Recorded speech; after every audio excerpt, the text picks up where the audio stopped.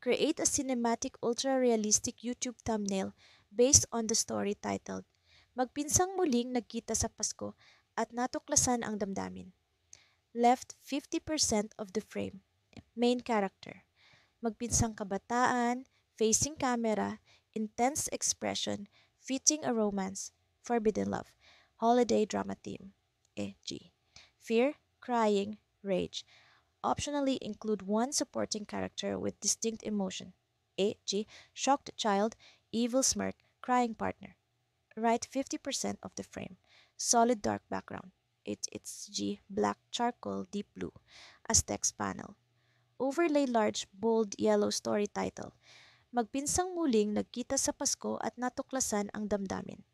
Arranged in 3 to 5 lines, occupying full height for mobile readability. Lighting, dramatic cinematic light, soft shadows, real fabric and skin textures, natural hair details. Depth, shallow with blurred background behind character to enhance realism. Bottom left corner, red circular badge with white bold text, full story. Style, hyperrealistic photography. Absolutely no anime, cartoon, illustration, or stylized art. Pasko na naman. Ang lamig ng simoy ng hangin ay tila ba may dalang kakaibang damdamin sa aking puso. Nakatitig ako sa mga kumukutitap na ilaw na nakasabit sa puno ng aming bahay. Nagsisilbing alaala ng mga nakaraang taon na puno ng kasiyahan at pagtitipon ng pamilya. Ngunit sa pagkakataong ito, may kung anong bumabagabag sa akin na hindi ko maipaliwanag. Ako si Miguel, at sa kabila ng lahat ng kasiyahan na dulot ng Pasko, may isang bahagi ng aking puso ang tila ba naglalakbay pabalik sa nakaraan. Matagal na rin mula nang huli kong makita si Isabel, ang aking pinsan. Bata pa kami nang huli kaming magkasama sa ganitong okasyon. Ngayong taon, siya at ang kanyang pamilya ay uuwi mula sa ibang bansa upang magdiwang kasama namin. Hindi ko maalis sa aking isipan ang mga masasayang alaala namin noon ni Isabel. Ang mga larong walang pag-aalala, ang mga kwentuhan sa ilalim ng buwan at ang mga ngiti niyang tila ba nagbibigay liwanag sa aking mundo. Ngunit habang papalapit ang araw ng kanilang pagdating, nararamdaman ko ang kakaibang kaba sa aking dibdib. Dumating ang araw ng kanilang pagbabalik. Ang bahay namin ay puno ng tawanan at halakhak, mga yakap at halik sa pisngi. Ngunit sa kabila ng lahat, ang mga mata ko ay naghahanap sa kanya, kay Isabel. Nang sa wakas ay nagkita ang aming mga mata, tila ba huminto ang oras? Ang mga ngiti niya ay nanatiling kasing tamis ng dati, ngunit may kung anong pagbabago sa kanyang mga mata na hindi ko maipaliwanag. Miguel, ang kanyang bati habang papalapit siya sa akin. Tagalin na nating hindi nagkita. Oo nga, Isabel, ang dami na palang nagbago, sagot ko habang niyayakap siya. Ngunit sa loob-loob ko, mas nararamdaman ko ang pagbabagong hindi ko maipaliwanag. Habang lumilipas ang mga araw, mas lalong lumalalim ang ugnayan namin muli ni Isabel. Sa bawat gabing magkasama kaming nagkukwentuhan sa ilalim ng mga bituin, nararamdaman kong bumabalik ang mga dating damdaming inakala kong matagal nang naglaho. Ngunit ngayon, mas matindi, mas malalim, at mas komplikado. Isang gabi, habang naglalakad kami sa ilalim ng mga kumukuti-kutitap na ilaw, hindi ko na napigilan ang aking sarili. Isabel, may gusto sana akong sabihin. Ang aking bungad habang ang puso ko'y tila ba gusto nang kumawala sa aking dibdib. Ano yon, Miguel? Tanong niya habang nakatingin sa akin ng diretso sa mata. Huminga ako ng malalim at sa isang iglap sinabi ko ang mga salitang matagal ko nang itinatago. Isabel, hindi na ito tulad ng dati. Hindi ko na kayang itago ang nararamdaman ko para sa'yo. Sandaling katahimikan ang namagitan sa amin.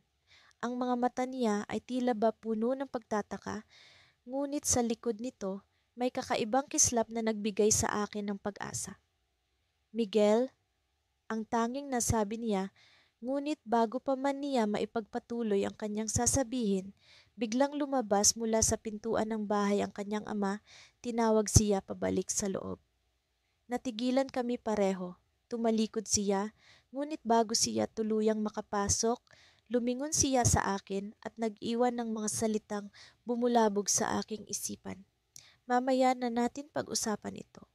Habang nag-iisa akong naiwan sa labas, ang lamig ng hangin ay tila ba pinalitan ng init ng damdaming bumabalot sa akin. Ngunit sa kabila ng lahat, may bahagi ng aking puso ang nag-aalala. Alam kong ang landas na pinili kong tahakin ay puno ng pagsubok at hindi tiyak ang patutunguhan. Ngunit sa gabing iyon, alam kong hindi ko na kayang itago ang aking nararamdaman, kahit pa ito'y magdulot ng hidwaan sa aming pamilya. Sa kabila ng malamig na simoy ng hangin at makukulay na ilaw na kumikislap sa paligid, nararamdaman ko ang init ng kanyang presensya. Simula nang magkita kami ni Lucas noong unang araw ng Disyembre, hindi ko maipaliwanag ang kakaibang saya at kaba na bumabalot sa akin. Noon pa man ay malapit na kami sa isa't isa, ngunit ngayong muling nagtagpo ang aming landas, tila may nabago. May umusbong na damdamin na hindi ko inaasahang mararamdaman ko para sa kanya. Magmula nang umuwi siya galing sa ibang bansa, naging madalas ang aming pagkikita. Lagi kaming magkasama sa mga handaan at pagdiriwang ng aming pamilya. Wala pang isang linggo, natuklasan ko ang marami pang bagay tungkol sa kanya, ang kanyang mga naging karanasan, pangarap, at mga plano sa hinaharap. Sa bawat kwento niya, lalo akong nahuhulog sa kanyang mga ngiti at tawa. Pero sa kabila ng saya, may bumabagabag sa akin. Alam kong hindi tama na magkaroon ng ganitong damdamin para sa kanya. Isang gabi, habang naglalakad kami sa plaza na puno ng mga nagkikislapang parol, bigla siyang huminto at seryosong tumingin sa akin. May sasabihin ako sa'yo, pero hindi ko alam kung paano ko sisimulan. Aniya, habang tila nag-aalangan. Kinabahan ako. Ano yon, Lucas, nen? Tanong ko habang pilit na pinapakalma ang sarili. Bago ako bumalik dito, may isang bagay akong napagtanto. Sagot niya. Hindi ko alam kung nararamdaman mo rin ito, pero pakiramdam ko may espesyal sa pagitan natin. Para akong tinamaan ng matinding hangin. Hindi ko alam kung paano tutugon. Ang damdamin kong pilit kong ikinukubli, narito na sa harap ko, isinasalita ng mismong taong laman ng aking mga panaginip. Anong ibig mong sabihin? Tanong ko, kahit alam ko na kung ano ang tinutukoy niya. Alam kong magpinsan tayo at hindi dapat natin ito nararamdaman. Sabi niya habang nakapako ang kanyang mga mata sa akin. Pero hindi ko mapigilan. Hindi ko alam kung paano ko ito itatago pa. Naramdaman ko ang init ng kanyang kamay na dumampi sa aking pisngi.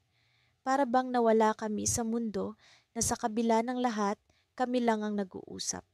Ang puso ko'y tila sasabog sa bilis ng tibok nito. Hindi ko alam ang sasabihin. Ang alam ko lang, dama ko rin ang sinasabi niya. Ngunit sa likod ng lahat ng ito, naisip ko ang aming pamilya, ang inaasahan nila sa amin, ang mga tradisyon at ang mga mata ng lipunan. Alam kong maraming maapektuhan at masasaktan. Lucas, hindi natin ito dapat ipagsapalaran. Bulong ko, habang pilit na pinipigilan ang pagpatak ng luha. Alam mong hindi tayo pwede. Ngumiti siya, ngunit dama ko ang bigat sa kanyang puso. Alam ko, sabi niya, pero hindi ko kayang itago ang nararamdaman ko. Hindi ko alam kung paano ko haharapin ang mga susunod na araw na itatago ito. Sa mga sumunod na araw, sinubukan kong magpakatatag. Nagpatuloy ang mga pagdiriwang at nagpatuloy rin ang aming pagtatago ng mga damdamin. Ngunit sa bawat sandaling magkasama kami ni Lucas, lalo itong nagiging mahirap. Isang gabi, habang tahimik kaming nakaupo sa lumang duyan sa likod ng bahay ng aming lola, nagtanong siya, "Anong plano mo pagkatapos ng Pasko?" Nag-isip ako. "Babalik na ako sa Maynila para ipagpatuloy ang trabaho ko." Sagot ko. "Ikaw?" Babalik ka rin ba sa ibang bansa? Tumango siya.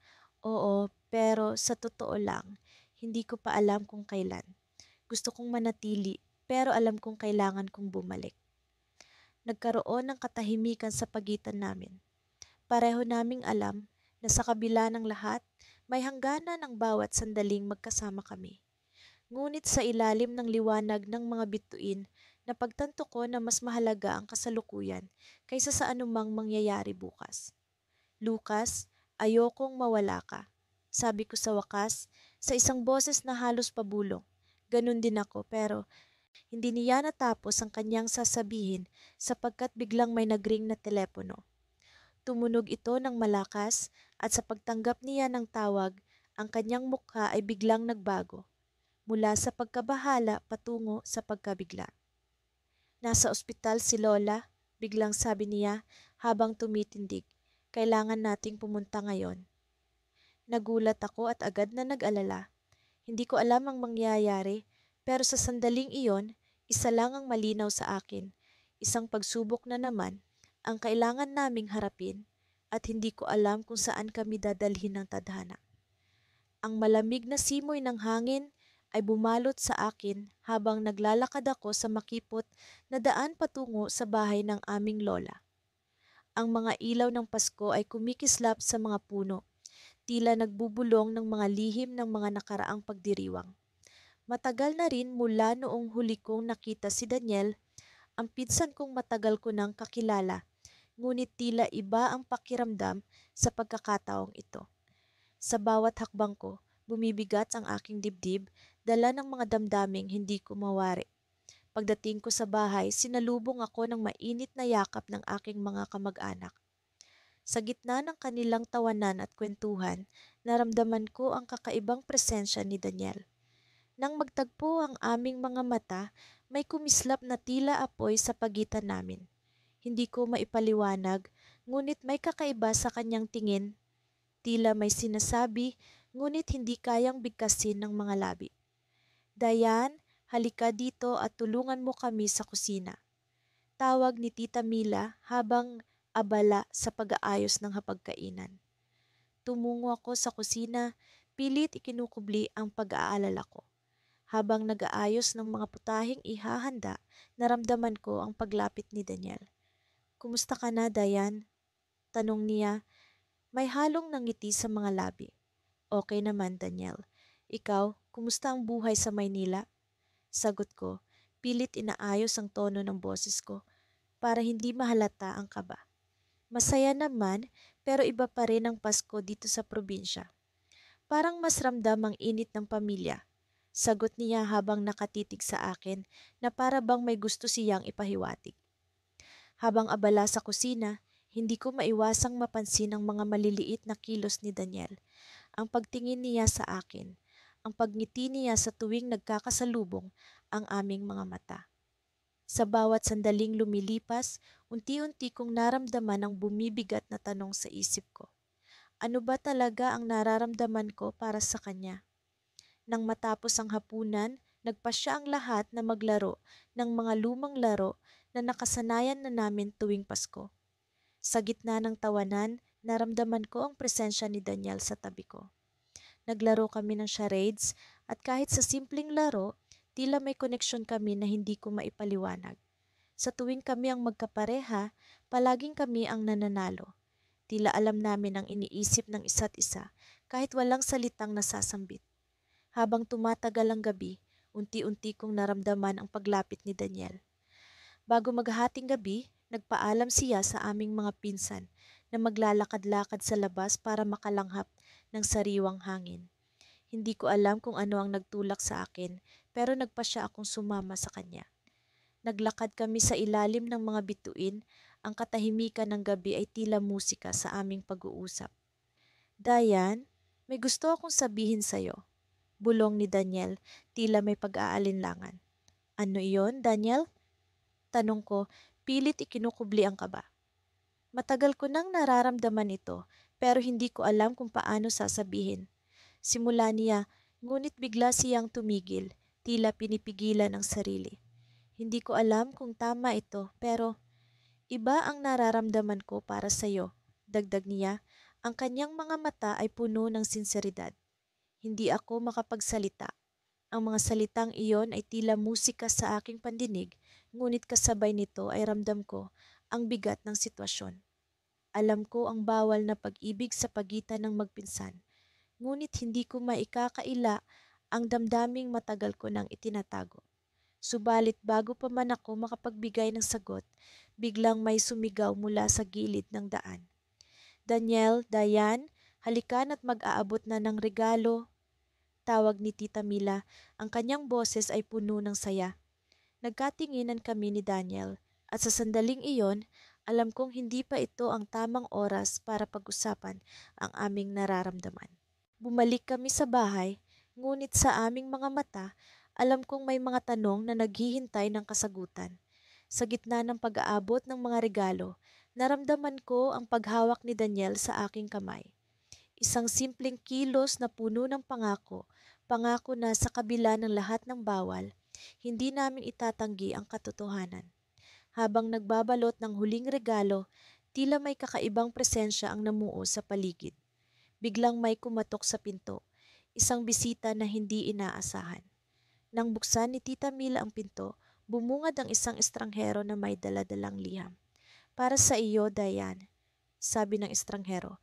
Ang kanyang mga mata ay puno ng misteryo. Hindi ko maipaliwanag ang kaba sa aking dibdib habang binubuksan ang liham. Habang binabasa ko ang mga nakasulat, naramdaman ko ang malamig na hangin na tila umikot sa paligid ko. Isa itong liham mula sa isang taong matagal ko nang hindi naririnig. Isang liham na naglalaman ng lihim na maaaring magbago sa lahat ng bagay. At sa sandaling iyon, alam kong may mga tanong na hindi ko pa kayang sagutin. Ang Pasko ay puno ng saya, ngunit ang liham na ito ay nagdala ng misteryo na maaaring magdulot ng pagbabago sa aming buhay. Sa kabila ng lahat, alam kong hindi pa ito ang katapusan ng aming kwento. Ito pa lamang ang simula. Sa kalagitnaan ng malamig na simoy ng hangin ang Disyembre, ang mga ilaw na nakasabit sa mga puno sa labas ng bahay ni na Lola ay tila kumikislap kasabay ng tibok ng puso ko. Ang bawat hakbang ko papalapit kay Marco ay tila ba isang hakbang na palapit sa isang bangin. Isang bangin na alam kong hindi ko dapat tuluyang suungin. Ngunit sa tuwing nagtatama ang aming mga mata, nararamdaman ko ang hindi maipaliwanag na hatak na tila ba ako'y hinihila patungo sa kanya. Kumusta ka na, Mara? Tanong ni Marco habang inaayos ang mga ilaw sa Christmas tree. Ang kanyang tinig ay may halong lamig ng panahon, ngunit may init na hatid ng kanyang presensya. Ayos lang naman, sagot ko, pilit na itinatago ang kaba sa aking dibdib. Laging masaya kapag Pasko, di ba? Ngumiti siya at ang ngiting iyon ay nagpaalala sa akin ng mga alaala ng aming kabataan, ng mga araw na walang alinlangan, ng mga oras na puno ng saya at tawanan. Ngunit ngayon, ang bawat ngiti niya ay may kasamang pangamba, pangamba sa mga damdaming unti-unti nang bumubukal sa aming mga puso. Lumapit ako sa kanya upang maglagay ng dekorasyon sa puno. Habang inaabot ko ang isang parol, hindi sinasadyang nagdikit ang aming mga kamay. Parang may kuryente na dumaloy mula sa kanyang mga daliri patungo sa akin at saglit akong natigilan. Napatingin kami sa isa't isa at sa mga sandaling iyon, tila ba nawala ang lahat ng tao sa paligid. Naroon lamang kami sa isang mundong kami lamang ang nakakaalam. Napabuntong hininga si Marco at bumulong. Minsan iniisip ko, paano kaya kung hindi tayo magpinsan? Ang kanyang sinabi ay nagpatigil sa tibok ng aking puso. Ang katanungang binitiwan niya ay matagal ko nang iniwasang isipin. Paano nga kaya kung hindi kami magkadugo? Paano kung ang damdamin naming ito ay hindi ipinagbabawal? Ngunit bago ko pa man masagot ang tanong na iyon, narinig ko ang tawag ni Lola mula sa kusina. Mara, Marco, halika at tumulong kayo rito sa paggawa ng bibingka. Sigaw ni Lola, puno ng sigla at saya. Nagkibit balikat si Marco at sa kanyang mga mata ay nakita ko ang pagtanggap na ang aming sitwasyon ay hindi maaaring baguhin.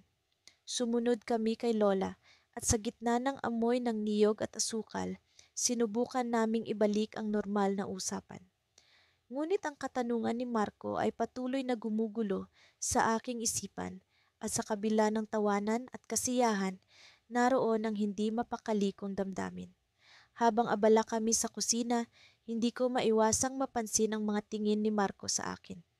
Sa bawat pagkakataon na magtatama ang aming mga mata, may kung anong init ang bumabalot sa akin. Isang init na hindi kayang paglamigin ng malamig na simoy ng hangin sa labas. Bawat ngiti niya, bawat kindat, ay isang paanyaya na tila ba sinasabi niyang, ano pa ang kaya mong itago? Dumating ang gabi at nagkaroon kami ng munting salusalo. Ang buong pamilya ay nagtipon-tipon sa paligid ng hapag, puno ng tawanan at kwentuhan. Ngunit sa kabila ng ingay at kasiyahan, hindi ko maiwasang mag-isip. Paano kung hindi kami magkadugo? Paano kung ang damdaming ito ay hindi dapat ikahiya? Pagkatapos ng kainan, naisipan kong lumabas ng bahay para huminga ng sariwang hangin. Naglakad ako sa likod bahay kung saan matatanaw ang mga bituin sa langit. Hindi nagtagal, narinig ko ang mga yapak ni Marco na papalapit sa akin. Tumabi siya sa akin at sa ilalim ng mga bituin, muli kaming nagkatitigan. Mara, wika niya, puno ng pag-aalinlangan ngunit may determinasyon. Alam kong mali ito, pero hindi ko kayang itago ang nararamdaman ko. Mahal kita. Ang mga salitang iyon ay tila isang bomba na sumabog sa aking isipan. Alam kong sa puso ko, may bahagi akong matagal nang umaasa na marinig ang mga salitang iyon. Ngunit sa kabilang banda, alam kong ang aming sitwasyon ay masalimuot, puno ng mga bagay na hindi dapat. Hindi ko alam ang isasagot, hindi ko alam kung paano haharapin ang damdaming ito. Sa gitna ng aking pag-iisip, biglang tumunog ang aking telepono. Isang mensahe mula sa aking ina, Mara, mayroon akong mahalagang sasabihin sa iyo pag uwi mo.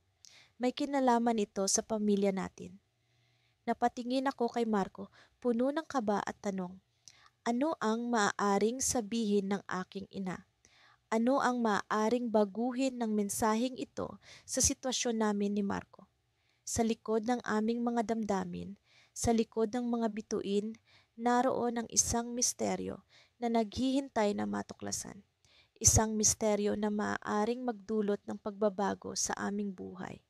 At sa gabing iyon, sa ilalim ng malamlam na liwanag ng buwan, napagtanto kong ang aming kwento ay hindi patapos.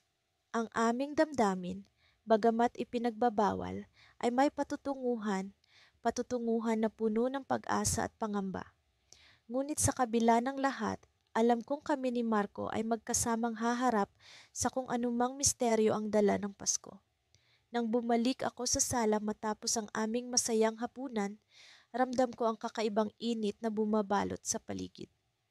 Ang mga ilaw sa Christmas tree ay kumikislap na parang mga bituing nag-aanyaya ng mga bagong pangarap. Nakatingin ako sa mga magulang at ibang kaanak na nagkukwentuhan at nagtatawanan. Ngunit ang puso ko'y tila may sariling mundo, naglalakbay sa mga tanong na matagal ko nang iniiwasan. Hey Camille! Narinig kong tawag ni Jake mula sa likuran. Ang pinsan ko, na hindi ko matagalan na nakita, ay tila may kakaibang ningning sa mga mata. May oras ka ba? Tara, sa labas muna tayo. Alam kong may kasamang panganib ang mga salitang iyon. Sa kabila ng malamig na hangin na bumabalot sa amin, may init sa pag-aanyaya niya na hindi ko matanggihan. Tumango ako at sabay kaming lumabas, iniwan ang ingay ng selebrasyon sa loob. Sa labas, ang mga ilaw ng bahay ay nagpapakita ng iba't ibang kulay. Ang mga ito'y nagbibigay ng aliw sa madilim na kalangitan. Naglakad kami patungo sa maliit na hardin sa likod ng bahay, kung saan ang mga dahon ng puno ay tila mga nakikinig na saksi sa aming pag-uusap. Camille, ang tagal nating hindi nagkita, sabi ni Jake, habang tinatanggal ang niyebe sa isang lumang bangko. Na-miss kita. Hindi ko alam kung paano sasagutin ang mga salitang iyon. Sa bawat paglipas ng taon nang hindi kami nagkikita, naging mas komplikado ang damdamin ko para sa kanya. Alam kong mali, alam kong hindi tama, ngunit hindi ko rin maitatanggi ang saya sa puso ko sa tuwing kasama siya. "Na-miss din kita, Jake," sagot ko at umupo sa tabi niya. "Ang dami nang nagbago, no?" Tumawa siya, tinawanan ng mga alaala ng kabataan na tila mga bulaklak na unti-unting namumulaklak sa aming isipan. "Oo, pero parang ang dami pa ring hindi nagbabago," ang sabi niya habang tumingin ng diretso sa aking mga mata. Sa sandaling iyon, ang mundo ay tila huminto. Ang puso ko'y kumakabog sa kaba, pero sa likod ng takot na iyon ay may kasamang pag-asa. Ano ba talaga ang nararamdaman ko para kay Jake? At siya, ano ang nararamdaman niya para sa akin? Hindi ko na kinailangan pang magsalita. Ang katahimikan sa pagitan namin ay puno ng mga hindi mabigkas na salita. Tila may sariling wika ang mga mata namin na hindi na kailangan ng paliwanag. Sa gitna ng katahimikan, narinig ko ang tunog ng mga kampana mula sa malayo. Senyales na ng pagdating ng Pasko.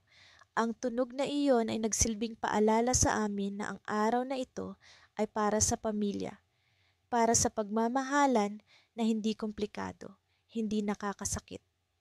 "Camille, may aaminin ako sa'yo," biglang sabi ni Jake, na tila nagising mula sa malalim na pag-iisip. Matagal ko nang nararamdaman ito, pero hindi ko alam kung paano sasabihin. Ang puso ko'y tila tumigil sa pagtibok. Ano ba ang magagawa ko kung ang sasabihin niya ay ang bagay na kinakatakutan ko, ngunit sabay ring inaasam? Alam kong hindi ito tama, patuloy niya, pero hindi ko rin kayang itago pa. "Mahal kita, Camille." Ang mga salitang iyon ay nagbigay ng bigat sa hangin. Alam kong mali, alam kong hindi dapat, ngunit sa likod ng pag-iwas at pag-aalinlangan ay naroon ang katotohanan. Mahal ko rin siya. Ngunit bago pa man ako makapagsalita, isang pamilyar na boses mula sa likuran ang biglang nagpatigil sa aming pag-uusap.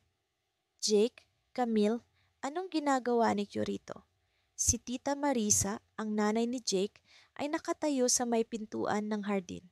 Ang mga mata niya ay puno ng pagdududa at tanong. Alam kong hindi kami pwede magpaliwanag, alam kong hindi ito ang tamang oras. Ngunit naramdaman ko ang takot sa boses niya, ang takot na dala ng pagkakaalam sa maaaring mangyari. "Pasok na kayo, malamig na sa labas," sabi niya, ngunit ramdam ko ang tensyon sa kaniyang tono.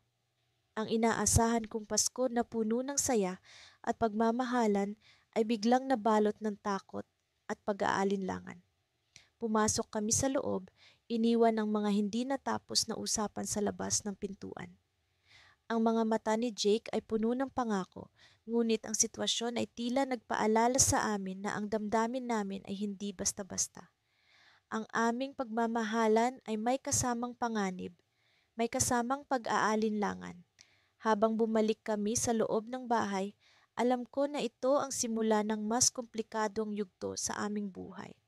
Ang tanong ay hindi na kung ano ang nararamdaman namin para sa isa't isa, kundi kung paano namin haharapin ang realidad na kasama nito. Sa likod ng saya ng Pasko, naroon ang pag-aalala kung paano namin mapapanatili ang pagmamahalan na tila bawal ngunit puno ng pag-asa. Hindi ko akalain na ang malamig na simoy ng hangin ngayong Pasko ay magdadala sa akin ng init na hindi ko maintindihan. Sa harapan ko ngayon ay si Adrian, ang pinsang matagal ko nang hindi nakita. 8 taon ang lumipas simula nang huli kaming magkasama at sa mahabang panahong iyon, ang alaala niya ay tila isang lumang litrato.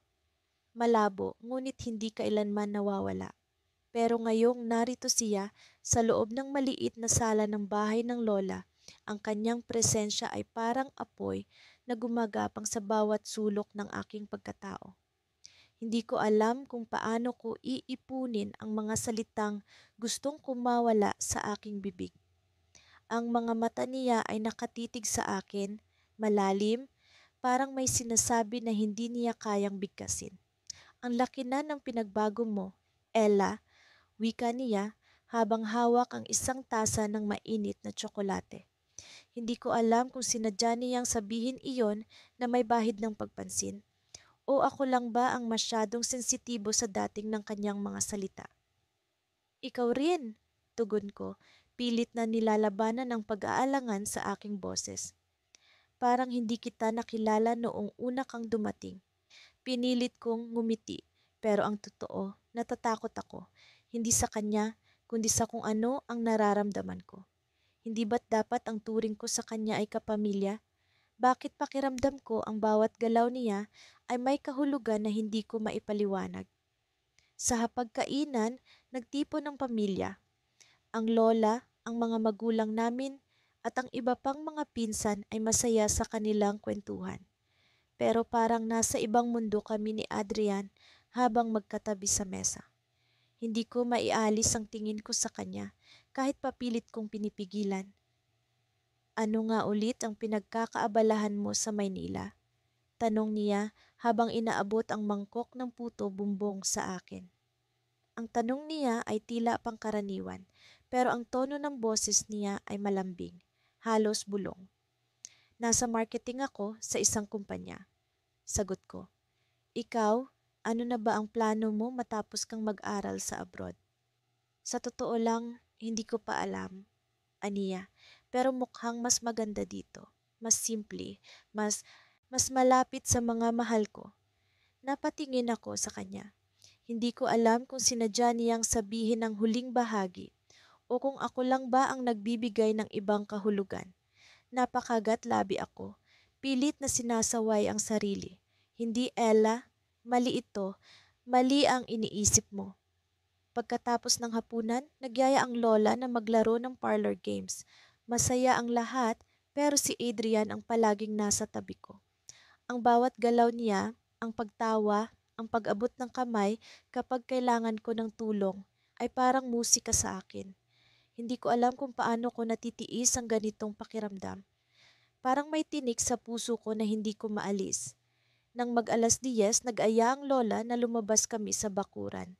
May mga ilaw na nakasabit sa puno ng mangga at ang malamig na hangin ng gabi ay nagbigay ng kakaibang saya at lungkot sa aking kalooban. Tumabi sa akin si Adrian habang ang iba ay abala sa pag-aayos ng mga regalo. Tara, lakad tayo, bulong niya.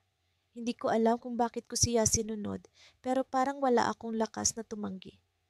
Naglakad kami sa may likod bahay kung saan tahimik at ang tanging ilaw ay mula sa malayong poste. Ang mga bituin ay tila naglalaro sa kalangitan, pero ang puso ko ang mas naglalaro sa mga oras na iyon. Na-miss kita, bigla niyang sabi. Simple, pero ang dating nito sa akin ay parang isang bomba. Napahinto ako at napatingin sa kanya. Sa ilalim ng liwanag ng buwan, ang mukha niya ay parang isang larawang ukit. Perpekto, ngunit puno ng misteryo.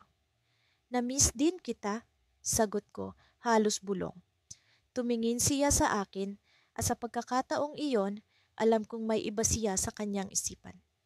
Ella, alam kong mali ito. Simula niya habang humakbang ng mas malapit. Pero sa buong buhay ko, wala akong ibang naramdaman na ganito. Parang tumigil ang mundo. Ang mga salitang iyon ay parang kidlat na tumama sa akin. Hindi ko alam kung paano ko siya sasagutin o kung dapat ba akong magsalita. Ang puso ko ay tumitibok ng mabilis at ang mga kamay ko ay nanlalamig.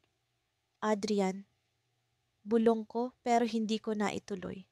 Ang tingin niya ay seryoso, puno ng damdamin pero may halong takot. Alam naming pareho na ang nararamdaman namin ay bawal. Sa mata ng mundo, ito ay kasalanan. Pero sa mga sandaling iyon, parang walang ibang mahalaga kundi ang katotohanan. Ano yung gagawin natin? Tanong niya habang ang kamay niya ay bahagyang umabot sa akin. Hindi ko alam kung paano ko siya sasagutin. Ang tanging alam ko ay hindi ko kayang itanggi ang nararamdaman ko. Pero bago ko pa maipahayag ang anumang sagot, narinig namin ang tinig ng lola mula sa malayo.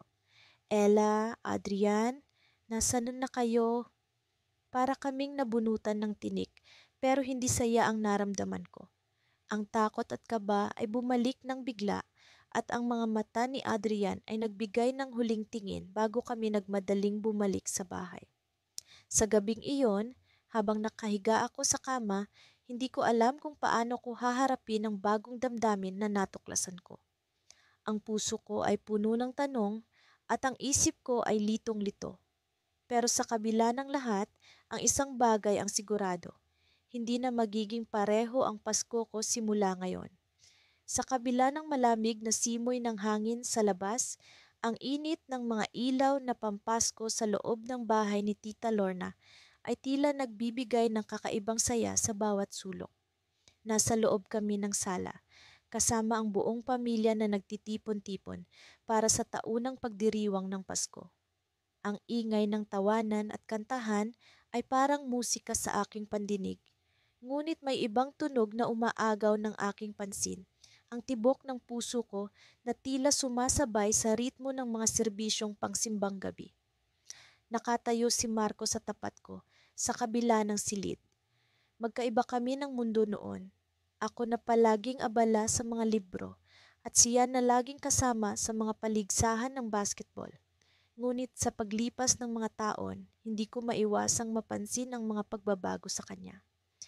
Ang kanyang mga mata ay tila may sinasabi, ngunit hindi ko mabasa. Ang bawat ngiti niya ay may kurot sa aking puso, isang damdaming matagal kong itinago at ikinubli. Nagkita kami sa kusina habang naglalagay siya ng mga prutas sa mesa. "Merry Christmas, Anna," bati niya sa akin, may bahid ng pagtataka sa kanyang tinig. "Ang dami nang nagbago sa atin, no?" "Merry Christmas, Marco," sagot ko, sinubukang itago ang pagkapahiya. Oo nga, parang kailan lang pareho tayong nangangarap ng iba't ibang bagay. Sino ang mag-aakala na isang araw ay magkikita tayo rito sa Pasko na parang mga estranghero? Ani Marco, sabay abot ng isang mansana sa akin. Tinanggap ko iyon at ngumiti. Pero hindi naman tayo estranghero, hindi ba? Magpinsan tayo. Tumawa siya, isang malambing na tawa na tila musika sa aking pandinig. Oo nga, magpinsan. Pero minsan parang mas higit pa roon ang nararamdaman ko. Ang kanyang mga salita ay parang kidlat na tumama sa akin. Hindi ko inaasahan na darating ang sandaling ito na sasabihin niya ang nararamdaman ko rin. Ang damdaming pinilit kong kalimutan dahil sa takot na masira ang lahat. Pero narito siya, nakatayo sa harap ko, tila nag-aalok ng pagkakataong sumugal sa isang bagay na hindi ko alam kung dapat bang ipaglaban.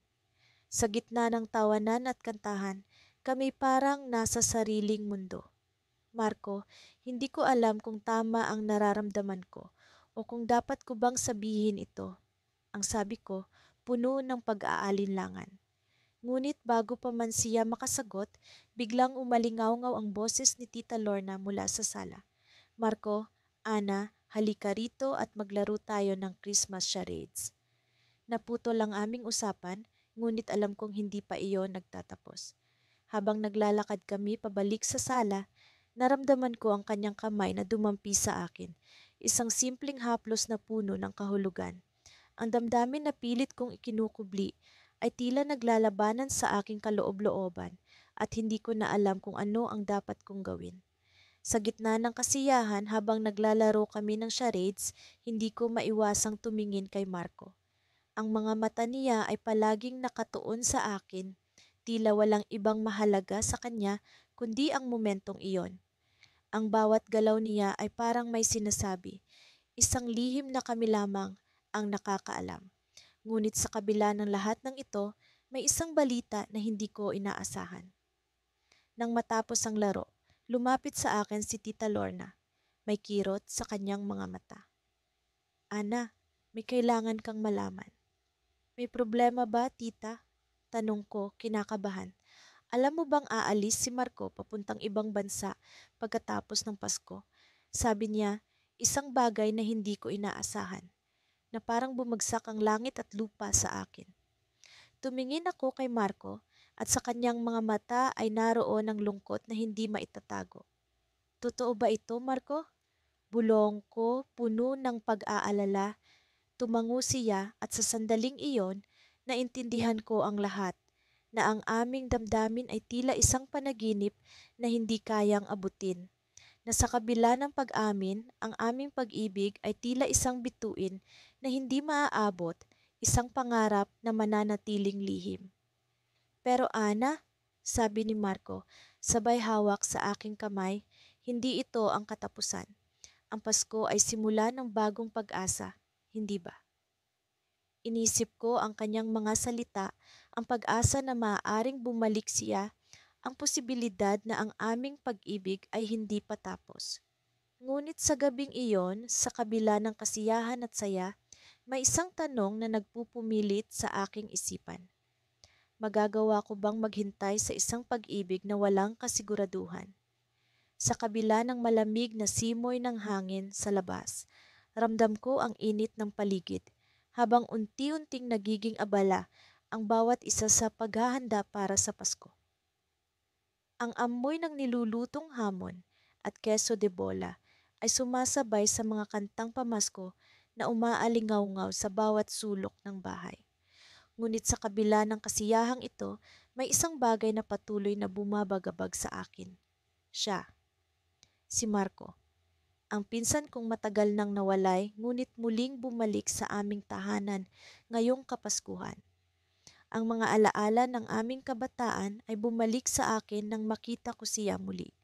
Ang mga tawanan, asaran at hindi mabilang na oras sa paglalaro ay muling nagbalik tanaw. Ngunit may isang damdamin na hindi ko inaasahan. Isang damdamin na nagkukubli sa likod ng mga ngiting aming pinagsasaluhan. Habang abala ang lahat sa pag-aayos ng hapagkainan, nakita ko si Marco na nakaupo sa may terrace, nakatanaw sa mga kumikislap na parol na nagbigay ng liwanag sa madilim na gabi. Lumapit ako sa kanya, dala ang 2 tasang mainit na tsokolate. Para sa'yo, sabi ko habang iniaabot ang isang tasa. Salamat, Ana, tugon niya sabay ng ngiti na tila ba may tinatago ring damdamin sa likod ng kanyang mga mata. Tahimik kaming nakatanaw sa mga bituin, tila ba nagpapakiramdaman kung sino ang unang magsasalita. Sa wakas, siya ang bumasag sa katahimikan. Alam mo, Ana, naaalala mo pa ba nung mga bata pa tayo? Lagi tayong nagtutungo sa likod bahay ng lola para maglaro.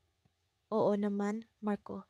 Isa iyon sa mga pinakamasayang alaala ko. Parang kailan lang, no? Sagot ko sabay ngiti. Oo nga, parang kailan lang. Pero iba na ngayon, hindi ba? Parang may nagbago. May pag-aalinlangan sa kanyang tinig. Tumango ako, hindi malaman kung paano ipapahayag ang nararamdaman. Oo, iba na nga. Pero masaya akong nandito ka uli. Tumahimik muli ang paligid at sa pagkakataong ito, nararamdaman ko ang bigat ng mga salitang hindi masambit-sambit. Nasa ganitong pag-iisip ako nang biglang bumuhos ang ulan, tila ba sumasalamit sa kung anumang tensyon na bumabalot sa pagitan namin. Pasok na tayo, baka magkasakit pa tayo rito, anyaya ko, ngunit nanatili siyang nakaupo, tila ba may iniisip na malalim. Sandali lang, Ana. May gusto akong sabihin, aniya, at naramdaman ko ang pagbilis ng tibok ng aking puso. Nag-aalangan man, naupo akong muli sa tabi niya. Ang ulan ay patuloy sa pagbuhos, ngunit tila ba wala na akong pakialam. Ang mundo ko ay umiikot na lamang sa aming dalawa. Ana, alam kong hindi dapat, pero hindi ko na kayang itago. Simula nang magkita tayo uli, may naramdaman akong kakaiba. Hindi ito tama, pero hindi ko rin kayang pigilan. Diretsahang sabi ni Marco, habang ang kanyang mga mata ay tila ba nagmamakaawa ng pangunawa. Hindi ko alam kung paano sasagutin ang kanyang pag-amin. Alam kong mali, ngunit hindi ko rin maikakaila na may bahagi sa akin na tuwang-tuwa sa kanyang sinabi.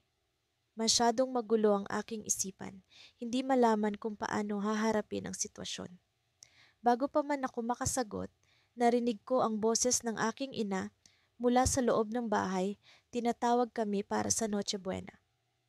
Naku, pasok na nga tayo, Ana, Marco. Baka magkasakit pa kayo sa ulan. Wala kaming nagawa kundi bumalik sa loob. Ngunit bago pa man kami makapasok, hinawakan ni Marco ang aking kamay. Pag-usapan natin ito mamaya, Ana. Ayokong matapos ang gabi na walang linaw, sabi niya, at sa kanyang tinig ay naroon ang pag-asa at takot na tila ba nakasalalay sa magiging sagot ko. Nang pumasok kami sa loob, sinalubong kami ng init ng tahanan at ng kasayahan ng aming pamilya. Ngunit ang aking isip ay nasa labas pa rin, sa terrace kung saan unang bumulong ang damdamin ni Marco. Habang nagsasalo-salo kami, nakangiti ako sa harap ng lahat, ngunit sa loob ko ay may bagyong hindi maipaliwanag. Ano ang tama, ano ang mali? Sa gitna ng kasayahan ng Pasko, naroon ang isang lihim na tila handang sumabog anumang oras. Habang tumatakbo ang oras, nararamdaman kong ang mga susunod na sandali ay magiging masalimuot. At sa kabila ng ingay at tawanan ng aming pamilya, naroon si Marco sa kabilang dako ng mesa, nakatingin sa akin. Ang kanyang mga mata ay puno ng mga katanungang pareho naming hindi pa masagot. Sa gabing ito, sa gitna ng kasayahan at mga ilaw ng Pasko, isang pag-amin ang nagbigay ng bagong anyo sa aming relasyon. Ngunit sa bawat pag-amin, may kapalit na pag-iisip at pag-aalinlangan. Ano ang magiging kapalaran namin ni Marco? At ano ang magiging desisyon ko sa kabila ng lahat? Ang sagot ay nanatiling nakabitin, tulad ng mga bituing nagkikislapan sa langit, naghihintay ng tamang oras upang magliwanag. Sa kabila ng malamig na simoy ng hangin, ramdam ko ang init ng aking pisngi habang hawak ang mainit na tsokolate sa aking kamay. Ang mga ilaw ng Pasko sa paligid ay tila mas maliwanag kaysa dati, na para bang sinasalamin ang mga kumukuti-kutitap na damdamin sa aking puso. Katabi ko si Miguel, ang pinsang matagal nang hindi ko nakita. Ang muling pagkikita namin ay tila isang kakaibang regalo mula sa langit, isang pagkakataon na hindi ko inaasahan ngunit labis kong kinatuwa. Naalala mo ba noong mga bata pa tayo? Tanong ni Miguel habang nakatingin sa mga parol na nakasabit sa mga puno. Oo, paano ko makakalimutan? Sagot ko. Ikaw ang laging nagtuturo sa akin kung paano gumawa ng mga parol mula sa mga bagay na nakikita lang natin sa paligid. Natawa siya at ang tunog ng kanyang tawa ay tila musika sa aking pandinig. Ikaw naman ang laging nagko-correct sa akin kung mali ang kulay na ginagamit ko. Dagdag niya. Ang aming mga alaala ay bumalik sa akin na parang alon sa dagat. Malakas, puno ng damdamin at hindi mapipigilan. Ngunit kasabay ng mga alaala ay ang mga damdamin na matagal ko nang sinusubukan itago. Hindi ko alam kung paano o kailan nagsimula. Ngunit ang nararamdaman ko para kay Miguel ay higit pa sa dapat kong maramdaman para sa kanya bilang pinsan. Habang naglalakad kami sa parke, hindi ko mapigilan ang aking sarili na titigan siya. Ang kanyang mga mata ay puno ng liwanag habang nagkukwento siya tungkol sa kanyang mga karanasan sa ibang bansa. Iyon ang unang pagkakataon na umalis siya ng bansa para mag-aral at magtrabaho kung kaya't hindi kami nagkita ng ilang taon. Ngayon, narito siya sa aking tabi, tila walang nagbago kahit na ang damdamin ko ay tila nag-iba. Naramdaman ko ang kanyang kamay sa aking braso. Maya, okay ka lang ba? Para kang malalim ang iniisip, tanong niya, puno ng pag-aalala. Napangiti ako, kahit na may kaunting kaba sa aking dibdib. Oo naman, naalala ko lang yung mga dati nating gawain. Tumigil siya sa paglalakad at humarap sa akin. Maya, may kailangan akong sabihin sa'yo. Ang tibok ng puso ko ay tila bumilis at naramdaman ko ang malamig na pawis sa aking palad. Ano yon, Miguel? Alam kong hindi ito tama, pero bago niya pa matapos ang kanyang sasabihin, isang malakas na putok ng paputok ang pumuno sa kalangitan. Ang mga tao sa paligid namin ay nagpalakpakan at nag-cheer, ngunit ang aking atensyon ay nakatuon lamang kay Miguel. Ang kanyang mga mata ay tila nag-aalab. puno ng damdamin na hindi ko mabasa. Pero ano, Miguel? Tanong ko. Ang boses ko ay bahagyang nanginginig. Huminga siya ng malalim at lumapit sa akin. Maya, hindi ko na kaya itago pa. Mahal kita at hindi bilang isang pinsan. Ang kanyang mga salita ay tila mga alon na bumalot sa akin, nagdala ng init at kaba. Hindi ko alam kung ano ang sasabihin o paano tutugon. Ang lahat ng itinago kong damdamin ay tila biglang lumalangoy sa ibabaw, humihingi ng pansin. Bago pa man ako makasagot, narinig kong may tumawag sa kanya mula sa likuran. Isang pamilyar na boses na pumuno sa akin ng kaba, ang kanyang kasintahan, si Carla. Lumapit siya sa amin, ang mga mata ay puno ng kasiyahan habang niyayakap si Miguel. Ang presensya niya ay tila nagparamdam sa akin ng bigat at pagkalugmok. Miguel, hinahanap kita. Ang ganda ng fireworks, di ba? Sabi ni Carla. Hindi alintana ang tensyon sa pagitan namin ni Miguel. Ngumiti si Miguel, ngunit may bakas ng pag-aalala sa kanyang mga mata habang nakatingin sa akin.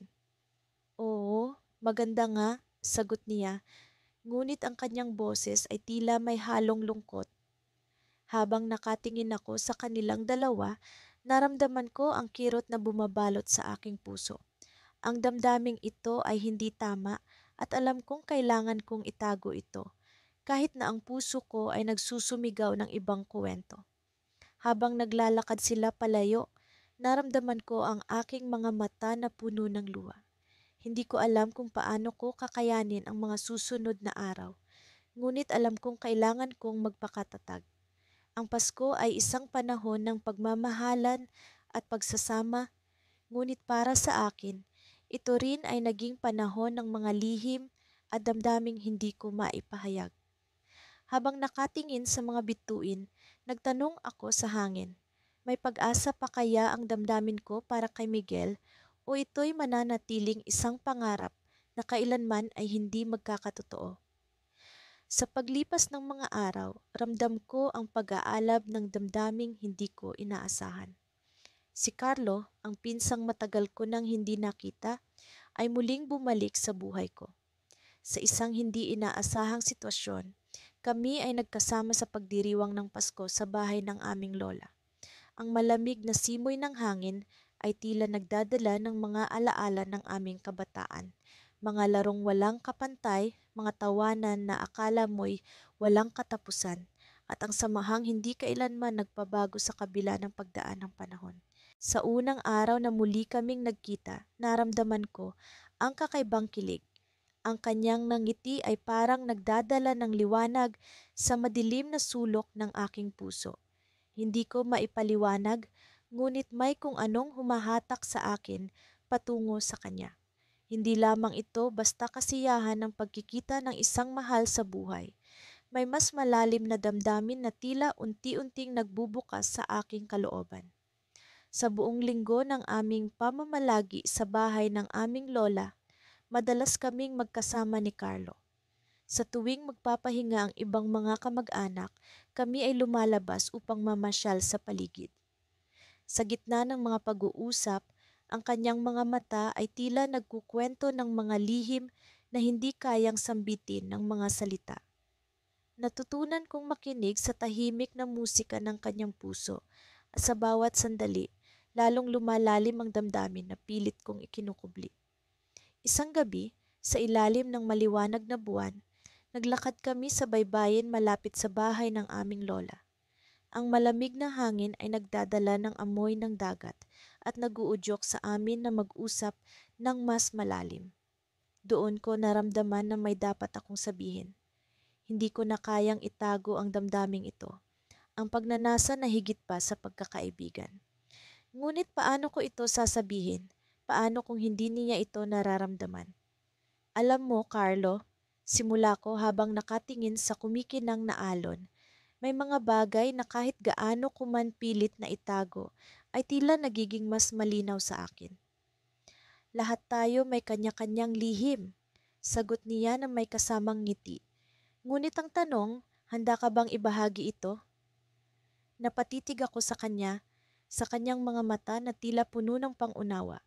Isang saglit na katahimikan ang namayani bago ko naramdaman ang kanyang kamay na dahan-dahang humawak sa aking kamay. Ang init nito ay tila nagsasabing, "Huwag kang matakot." Doon ko napagtanto na hindi ako nag-iisa sa nararamdaman ko. Sa kabila ng mga pangamba, may kakaibang ligaya sa pagkakaalam na ang damdamin ko ay hindi lamang akin, kundi amin. Ngunit sa likod ng ligayang ito, alam namin na hindi ito tama. Magpinsan kami, may hangganan ang aming relasyon na hindi pwedeng tawirin. Sa paglipas ng oras, bumalik kami sa bahay. Ang mga ilaw ng Pasko ay kumikinang at ang mga tao ay abala sa kani-kanilang gawain. Ngunit sa gitna ng kasiyahan, isang tanong ang patuloy na bumabagabag sa akin. Ano na ang susunod? Habang ako'y nagmuni-muni, lumapit si Carlo at ibinulong sa akin. Alam mo, kahit ano pa man ang mangyari, palagi kang magiging espesyal sa akin. Hindi ko alam kung paano tumugon. Ang kanyang mga salita ay tila punong-puno ng pangako, ngunit sa parehong pagkakataon, puno ng kawalang katiyakan. Alam kong may damdamin na kami para sa isa't isa, ngunit paano namin ito haharapin? Ano ang magiging kahihinatnan ng aming nararamdaman? Sa gabing iyon, habang lahat ay abala sa kasiyahan, lumayo si Carlo. Sinundan ko siya at sa pagpunta ko sa likod ng bahay, nakita ko siyang nakatingin sa mga bituin. Nagulat ako nang bigla siyang lumingon at sinabing, "May dapat kang malaman." "Anong ibig mong sabihin?" Tanong ko, puno ng kaba. "May lihim akong matagal ko nang gustong sabihin sa'yo." Sagot niya, "May kinalaman ito sa ating pamilya, sa ating pagkatao." Napalunok ako. Ang kanyang mga mata ay puno ng seryosong damdamin at alam kong ang susunod niyang sasabihin ay magbabago sa lahat. Sa isang iglap, ang ligaya ng Pasko ay tila nagmistulang isang kwento ng drama at pag-aalinlangan. Ano nga ba ang lihim na ito at paano ito makakaapekto sa amin? Sa pag-outlaw ng aming pag-uusap, naramdaman ko ang tunay na kahulugan ng Pasko. Hindi lamang ito pagdiriwang, kundi pagtuklas ng sarili, ng damdamin at ng mga lihim na tila matagal nang naghihintay na mabunyag. Ang gabi ay nagsimula sa saya, ngunit natapos sa isang katanungan na bumabagabag sa aking isipan. Ano nga ba ang lihim na iyon? Sa pagpatak ng 6:00 ng gabi, ang buong paligid ay nababalot sa malamig na simoy ng hangin ng Disyembre. Ang mga ilaw ng Pasko ay kumikislap sa bawat sulok ng aming bakuran habang abala ang lahat sa paghahanda para sa darating na Noche Buena. Ang mga alingas-ngas ng naglalakihang mga palamuti at ang aroma ng nilulutong hamon ay tila musika sa aking pandinig. Ngunit sa kabila ng kasiyahan, may kung anong kaba ang bumabalot sa aking dibdib. Si Kuya Enrico, ang aking pinsan, ay matagal nang hindi namin nakikita. Bata pa lamang kami nang huli kaming magkita. Ngayong Pasko, nagpasis ang kanyang pamilya na magbalik bayan mula sa Amerika upang makasama kami. Ang tadhana marahil ay may kakaibang plano ngayong gabi. Habang papalapit ang oras ng pagdating nila, hindi ko maiwasang maalala ang mga huling araw na magkasama kami ni Kuya Enrico.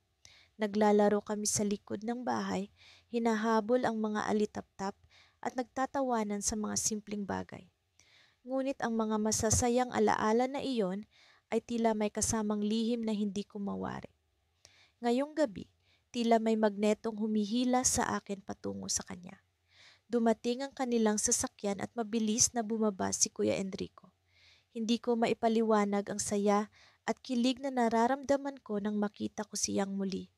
Ang kanyang mga mata ay tila ba naglalagablab na kayumanggi at ang kanyang ngiti ay nagbigay ng init sa malamig na gabi.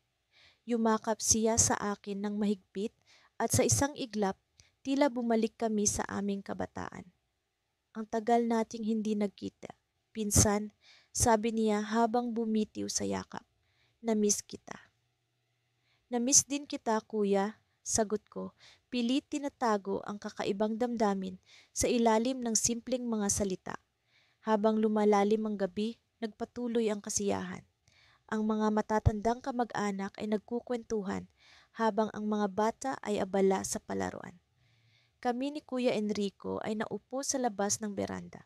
Pinagmamasdan ang mga bituin. Sa katahimikan ng gabi, naramdaman kong para bang may nais siyang sabihin.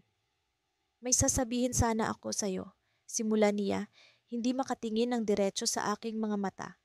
Ang kanyang boses ay may halong kaba at sinseridad. Ano yon, kuya? Tanong ko, pilit kinakalma ang sarili. Alam kong hindi ito ang tamang panahon, pero nararamdaman kong kailangan mo itong malaman. Aniya, pabulong at puno ng pag-aalinlangan. Simula pa noon, may nararamdaman na akong kakaiba para sa'yo. Hindi ko alam kung tama ba, pero hindi ko kayang itago. Nabigla ako sa kanyang pag-amin. Ang aking puso ay nagwawala sa aking dibdib.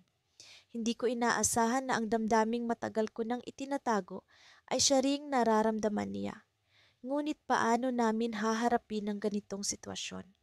Kami magpinsan at ang pag-ibig sa pagitan namin ay tila isang bagay na hindi kayang tanggapin ng lipunan. Kuya, hindi ko alam, sagot ko. Pilit hinahanapan ng tamang salita ang aking isasagot. Pero pareho tayo ng nararamdaman. Sa oras na iyon, tila tumigil ang mundo. Ang mga ilaw ng Pasko ay parang nagsisilbing saksi sa aming pag-amin. Ngunit bago pa namin mapag-usapan pa ang tungkol dito, may biglang dumating na tawag mula sa kanyang telepono. Sandali lang, sabi niya, sabay tayo upang sagutin ang tawag. Sa kanyang pag-alis, naiwan akong nag-iisip at naguguluhan. Habang nakatingin ako sa kawalan, isang malamig na hangin ang dumampi sa aking pisngi, dala ang bulong ng isang malaking desisyon. Anong gagawin namin sa damdaming ito? Paano namin haharapin ang aming mga pamilya kung sakaling malaman nila? At higit sa lahat, tama bang ipagpatuloy ang isang pag-ibig na tila ipinagbabawal?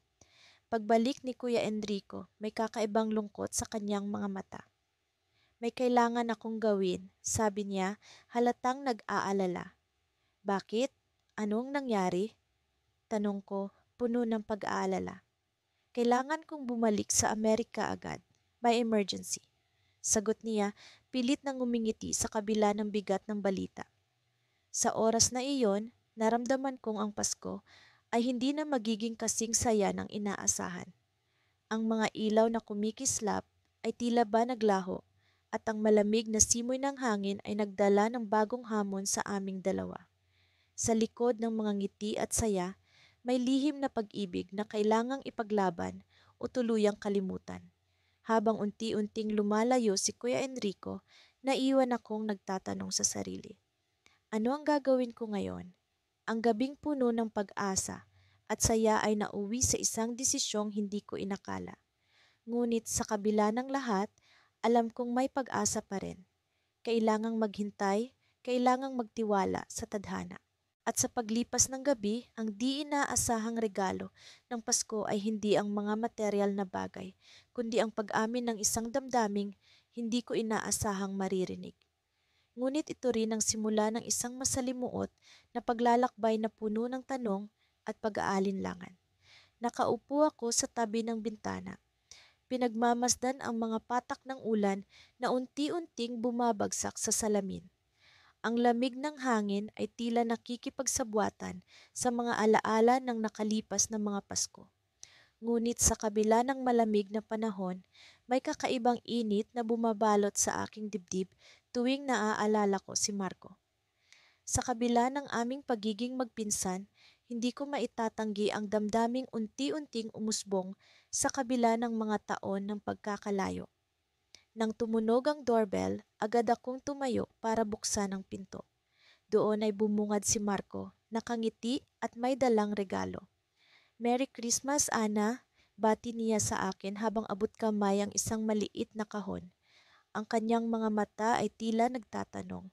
Tila may mga salitang nais iparating na hindi kayang bigkasin. Merry Christmas din, Marco, tugon ko, pilit na pinipigilan ang panginginig ng aking boses. Kinuha ko ang regalo mula sa kanya at saglit kaming nagtama ng tingin.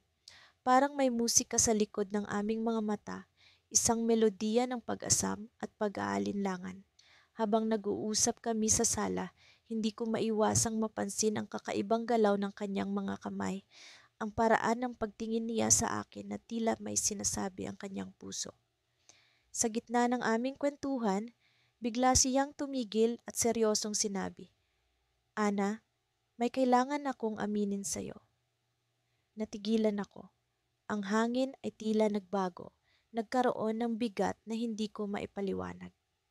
"Ano yon, Marco?" Tanong ko, hindi sigurado kung handa ba akong marinig ang kanyang sasabihin. "Sa mga nakaraang taon, palagi kitang hinahanap sa bawat pagkakataong mag-isa ako. Hindi ko alam kung bakit, pero ikaw ang palaging nasa isip ko. At ngayon, hindi ko na kayang itago pa. Mahal kita, Ana." Parang biglang huminto ang oras. Ang mga pandinig ko ay tila nag-echo ng kanyang mga salita. Mahal niya ako. Mahal ko rin siya. Ngunit sa likod ng damdaming ito ay may realidad na hindi maitatanggi. Kami ay magpinsan. Sa kabila ng aking sariling nararamdaman, ang katotohanan ito ay hindi maaalis. Bago pa man ako makapagsalita, biglang tumunog ang telepono. Isang tawag mula sa aming mga magulang na nagbabala tungkol sa paparating na bagyo. Kinakailangan naming lumikas at magtungo sa bahay ng aming mga lola sa kabilang bayan. Sa gitna ng kaguluhan, napilitan kaming iwan ang aming pag-uusap. Ngunit hindi ang damdamin na nananatiling nakabitin sa pagitan naming dalawa. Habang nasa biyahe, hindi ko maiwasang mapansin ang katahimikan ni Marco. Ang mga mata niya ay nakatingin sa kawalan, tila nag-iisip ng malalim. Naramdaman ko ang bigat ng kanyang nararamdaman, ang hirap ng pagkakaroon ng damdaming hindi alam kung saan ilalagay. Pagdating namin sa bahay ng aming mga lola, agad kaming sinalubong ng maiinit na yakap at ng amoy ng nilulutong Noche Buena. Ngunit ang init ng Pasko ay hindi naging sapat upang maglaho ang tensyon sa pagitan naming dalawa. Sa bawat pagkakataong magtama ang aming mga mata, naroon ang hindi maipaliwanag na damdamin na tila nag-aagawan sa aming mga puso. Nang magkasama kami sa kusina upang tumulong sa paghahanda, hindi ko maiwasang itanong, "Marco, paano natin haharapin ito?" Tumingin siya sa akin, ang kanyang mga mata ay puno ng determinasyon. "Hindi ko alam, Ana. Pero alam ko na kailangan nating pag-usapan ito. Hindi ngayon, pero kailangan."